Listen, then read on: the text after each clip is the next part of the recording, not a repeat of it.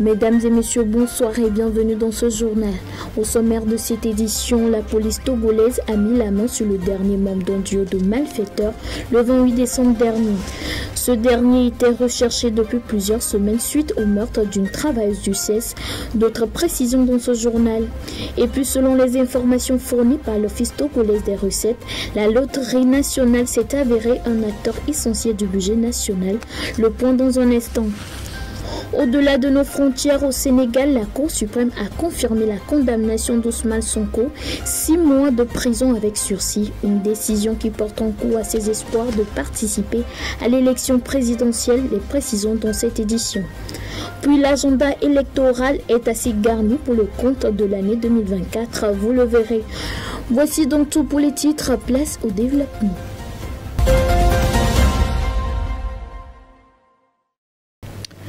Bienvenue si vous nous rejoignez. En 2022, la loterie nationale Lonato au Togo s'est avérée être un acteur essentiel du budget national d'après les informations fournies par l'Office togolais des recettes.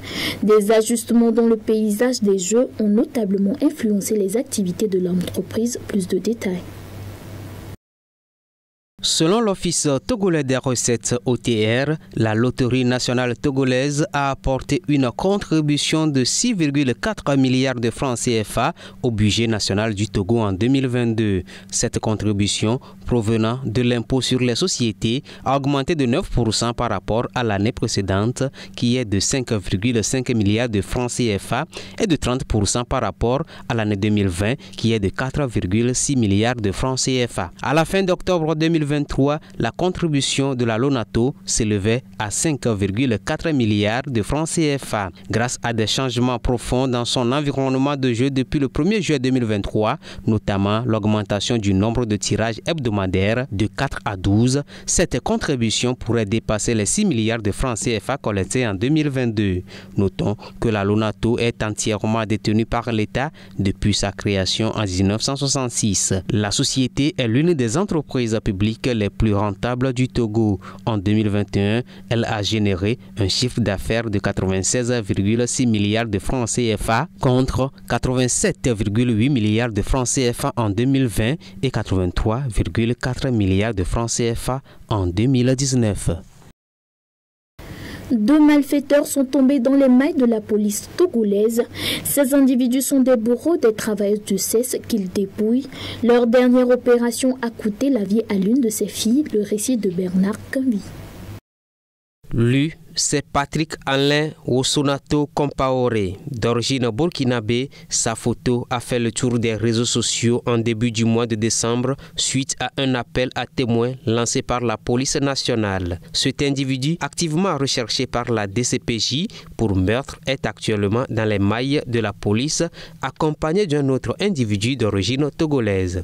Leurs cibles principales sont des professionnels de sexe qu'ils attirent nuitamment puis dépouillent. En effet, selon la police togolaise, ces 2 personnes ont abordé 2 filles de joie vers 3 heures du matin le 15 novembre dernier au quartier Avedi Limousine. À la suite d'un accord, elles sont montées dans la voiture des jeunes hommes. Au lieu de se rendre à Ago échangeur comme convenu, ces individus ont plutôt verrouillé les portières du véhicule et ont foncé en direction d'Adeti Kopé selon les témoignages d'une des filles recueillies par la police. Celle-là, au lieu de nommer Chikplonou Kondi, qu'ils se sont arrêtés et commencé à rouer de coups les filles en réclamant leur téléphone portable. Opposée à la demande, l'une des filles fut poignardée par les malfaiteurs. La victime décédera quelques instants plus tard. Ce drame démontre encore une fois que les travailleuses du sexe deviennent parfois des victimes exploitées par certains individus malhonnêtes, d'où la nécessité pour ces filles d'être prudentes. Pour rappel, Alain Patrick Compaoré est arrêté le 22 décembre à Cotonou et son complice 6 jours plus tard à Lomé. Les dossiers des incendies des grands marchés de Lomé et Kara sont-ils frappés de prescription? C'est ce que redoute le collectif des associations contre l'impunité au Togo, CACIT. Ce dernier vient de saisir les procureurs de Lomé et de Kara pour rouvrir les enquêtes et situer les responsabilités. Les détails avec Kofi Kliki. Des incendies criminels avaient ravagé le grand marché de Kara dans la nuit du 9 au 10 janvier 2013. Dans la nuit du 11 au 12 janvier de la même année, le grand marché de Lomé a connu le même sort. Plusieurs personnes ont été inculpées et placées sous mandat de dépôt.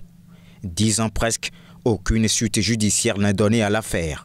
Craignant que le dossier des incendies des marchés de Kara et de Lomé ne soit frappé de prescription, le collectif des associations contre l'impunité au Togo CACIT vient d'adresser une lettre ouverte au procureur des tribunaux de Kara et de Lomé, ceux-là même qui avaient ouvert des informations judiciaires au lendemain des incendies. Selon le Code de procédure pénale au Togo, l'action publique est prescrite si l'infraction n'a pas été déférée à la juridiction de jugement par citation ou ordonnance de renvoi dans un délai partant du jour où elle a été commise, fixé à 10 ans en matière de crime. Selon le CACIT, même si la gravité et la complexité des faits peuvent expliquer la longueur d'une information judiciaire, la procédure pénale n'en reste pas moins encadrée par des délais stricts et prescriptibles. Ainsi, le collectif trouve important d'attirer l'attention des procureurs sur ces dossiers afin de les renvoyer en audience pour faire la lumière sur ces incidents malheureux, révéler les auteurs et les sanctionner conformément à la loi. Cette démarche permettra aussi, selon le CACIT, à appliquer la présomption d'innocence et de penser à une réparation le cas échéant. Rappelons que parmi les personnes placées sous mandat de dépôt, M. Yakanou Etienne est décédé en détention. Au-delà de nos frontières présidentielles au Sénégal, la Cour constitutionnelle a rejeté la candidature de l'opposant Ousmane Sonko, une décision intervenue en moins de 24 heures après la confirmation de sa condamnation à 6 mois de prison avec sursis par la Cour suprême dans l'affaire qui l'opposait au ministre du Tourisme. Plus de précisions dans ce reportage. Le Conseil constitutionnel du Sénégal a rejeté le 5 janvier 2024 la candidature d'Ousmane Sonko, opposant détenu à l'élection présidentielle du 25 février 2024, estimant que son dossier était incomplet. Le Conseil a fondé sa décision sur l'absence d'attestation de la Caisse des dépôts et des consignations CDC. Dans un premier temps, le mandataire de l'opposant avait pu obtenir le quitus du versement de la caution d'Ousmane Sonko au niveau de la CDC, mais celle-ci l'avait rappelé pour lui restituer la somme de 30 millions de francs CFA qu'il avait versé pour permettre au maire de la ville de Ziguinchor de participer à la présidentielle. Les constatations faites par l'huissier de justice sur les différentes violations de la loi par l'administration n'auront pas suffi pour convaincre les 7 juges du Conseil constitutionnel d'accéder à la requête permettant à Ousmane Sonko de participer à cette élection. Tous les documents qui ont été déposés ont été reçus et exploités par la commission, qui a donc décidé que le dossier était incomplet. Or, cette commission a donc été dans une composition irrégulière parce que la loi prévoit que tout cela, cette vérification, devait se faire en présence du candidat ou du mandataire ou du représentant du mandataire. Donc il est clair que la cascade de violation de la loi ne s'arrête pas et qu'il y a une volonté d'aller vers des élections qui, dès le départ, manquent de transparence et qui, en tout état de cause, ne reflèteront pas la volonté de la nation. La décision du Conseil constitutionnel de rejeter la candidature du candidat de l'opposition Ousmane Sonko a suscité des réactions mitigées et soulevé des questions sur l'équité du processus électoral. Le Sénégal a décidé de s'engager dans une grande farce électorale. Tout le monde a pu constater que le processus électoral manque non seulement de transparence, mais aussi de probité. Tout est opaque. Aujourd'hui, les candidats ne peuvent même pas savoir s'ils ont le bon fichier électoral. Personne aujourd'hui ne peut dire quelle est la composante du fichier électoral. Personne ne peut dire comment ont été paramétrées les clés USB qui ont été remises. Le 4 janvier 2024, la Cour suprême du Sénégal a confirmé la peine de 6 mois avec sursis prononcée contre l'opposant pour diffamation Une peine largement perçue comme le rendant inéligible pour l'élection présidentielle. Dans une autre affaire, Ousmane Sonko a été reconnu coupable de corruption de jeunesse le 1er juin 2023 et condamné à 2 ans de prison. L'opposant ne s'était pas présenté au procès et a été condamné par contumace. Il est emprisonné depuis fin juillet 2023 sous d'autres chefs d'accusation, dont appel à l'insurrection, et dénonce toutes ces affaires comme des complots visant à le disqualifier de l'élection présidentielle. Pour la 2e fois en quelques mois, la justice suisse est amenée à juger un prévenu étranger accusé d'avoir commis des crimes contre l'humanité dans son pays d'origine. Il s'agit d'un ex-ministre de l'Intérieur gambien. Plus de détails. L'ancien ministre gambien de l'Intérieur sous le président Yahya Jammeh est poursuivi pour crimes contre l'humanité liés à des actes de torture, enlèvement, violences sexuelles et exécutions extrajudiciaires entre 2000 et 2016. Le procès qui s'ouvrira en Suisse le 8 janvier devrait durer environ 3 semaines. Ousmane Sonko avait été arrêté à Berne en Suisse le 26 janvier 2017 au lendemain de la plainte déposée au pénal contre lui par Trial International, une ONG suisse. Il sera jugé car le droit suisse reconnaît la compétence universelle pour certains crimes internationaux graves, quel que soit l'endroit où ils ont été commis, la nationalité des suspects ou celle des victimes. Depuis la chute de Yahya Jammeh, la Gambie n'a vu aboutir que 2 affaires judiciaires pour des crimes commis sous sa présidence. En 2021, un rapport de la commission Vérité a reconnu l'ancien président responsable des crimes contre l'humanité et a appelé à le juger. En République démocratique du Congo, la commission électorale indépendante CENI a annulé pour fraude et corruption la totalité des suffrages obtenus par 82 candidats lors des élections législatives, provinciales et communales organisées en fin décembre dernier. Les précisions. Kunda Matungo Kakango Augustin était l'un des grands favoris des élections législatives dans la circonscription électorale de Kalehe dans le sud Kivu. Pourtant, il y a quelques jours, sa candidature a été invalidée par la CENI. La commission le soupçonne de vandalisme et de fraudes électorales. L'intéressé rejette ces accusations en bloc. Comme la population avait la confiance envers moi depuis 2018, et la population a voté pour moi. Et si on peut faire la fraude, est-ce qu'on peut faire la fraude dans tous les bureaux de la CENI? C'est quelque chose vraiment qui n'a pas de fondement. 2 semaines après la tenue des scrutins marqués par d'innombrables problèmes logistiques et la réélection haut la main du président Félix Tshisekedi, rejeté par l'opposition, 82 candidats se retrouvent soudainement hors jeu. Dans certaines circonscriptions, la CENI a même décidé d'aller plus loin. Sont annulées les élections législatives provinciales et communales dans les circonscriptions électorales de Massimanimba en province du Kwilu, dans les circonscriptions électorales de Boudjala, province du Sud-Bangui, de Bomongo et de Makanza, province de l'Équateur, sont annulés la totalité des suffrages obtenus par les candidats aux élections législatives. Une trentaine de partis politiques sont concernés par ces annulations.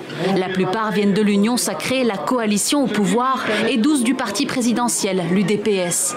Une décision saluée par l'Association congolaise pour la justice, mais l'opposition y voit, dit-elle, une manipulation de la CENI. Avec un seul bulletin de vote, la CENI peut nous expliquer que seuls les législatives ont été corrompues et pas la présidentielle. Nous réitérons notre exigence de l'annulation totale du simulacre d'élection du 20 décembre 2023 à tous les niveaux et la mise immédiate à la disposition de la justice de M. Kadima. Pour l'heure, les regards restent tournés vers la Cour constitutionnelle. Celle-ci n'a reçu qu'une seule requête en annulation de la présidentielle, celle du candidat Théodore Ngoy. En cette année 2024, de nombreuses consultations électorales, dont 9 présidentielles, sont attendues sur le continent. Tour d'horizon dans cet élément. L'Afrique va vivre une année 2024 placée sous le signe des élections. Sans compter les autres consultations, 9 présidentielles doivent avoir lieu sur le continent. Le 14 janvier, les regards seront rivés sur les Comores. Le président sortant, Azali Assoumani, est candidat pour la 4e fois. Il affrontera 9 prétendants à la magistrature suprême. Le second tour aura lieu le 24 février. Le 25, ce sera aux Sénégalais de se rendre aux urnes. Ils éliront le 5e président de leur histoire, alors que le président sortant, Macky Sall, a tenu sa parole et ne brigue pas un 3e mandat.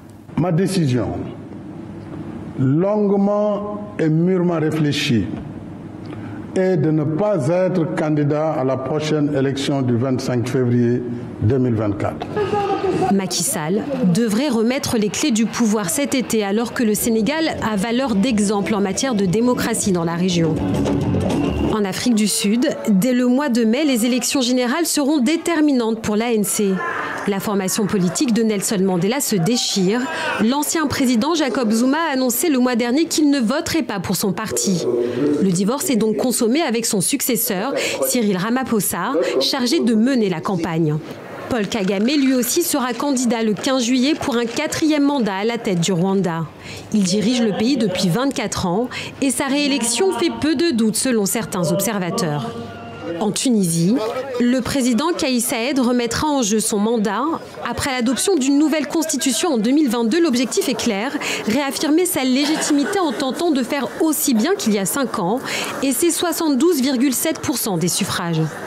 Le 7 décembre, la présidentielle au Ghana verra s'opposer Mahamoudou Bawumia, le candidat soutenu par le président sortant, Nana Akufo-Addo, à John Dramani Mahama, ancien chef de l'État. En décembre, les Algériens doivent se rendre aux urnes avec pour l'heure une inconnue. Le président Abdelmadjid Tebboune briguera-t-il un nouveau mandat? Pour l'instant, il n'a pas fait connaître ses intentions. Autre incertitude, Gabon, Mali, Guinée, Burkina Faso et Niger. Dans ces pays, les militaires ont renversé les pouvoirs établis.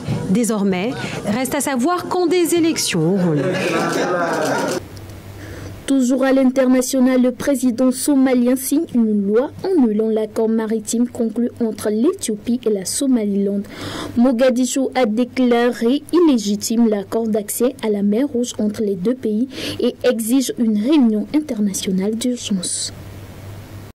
La Somalie multiplie les actions pour faire annuler le mémorandum d'entente entre le Somaliland et l'Éthiopie. Samedi, le président Hassan Sheikh Mahamoud a signé un projet de loi qui, dans la forme, annule cet accord qui prévoit à terme un bail exclusif sur la mer pour une durée de 50 ans à Addis Abeba. Depuis son annonce, Mogadiscio, qui revendique le Somaliland, a interpellé les instances africaines sur ce qu'elle qualifie de violation de sa souveraineté territoriale. Le pays est soutenu par la communauté internationale qui appelle à un règlement à l'amiable. De son côté, l'Éthiopie n'abdique pas. Pour les autorités, diversifier les accès à la mer est d'une importance capitale pour son économie, où les exportations et importations dépendent exclusivement du port de Djibouti. Quant au Somaliland, république autoproclamée en 1991, l'idée d'une première reconnaissance de son indépendance et des parts dans les compagnies comme Ethiopian Airlines ou Ethio Telecom apporterait un souffle nouveau à tout un pays. C'est tout pour l'essentiel de l'actualité de ce jour. Merci à vous de l'avoir suivi. Bonne soirée en compagnie de nos programmes.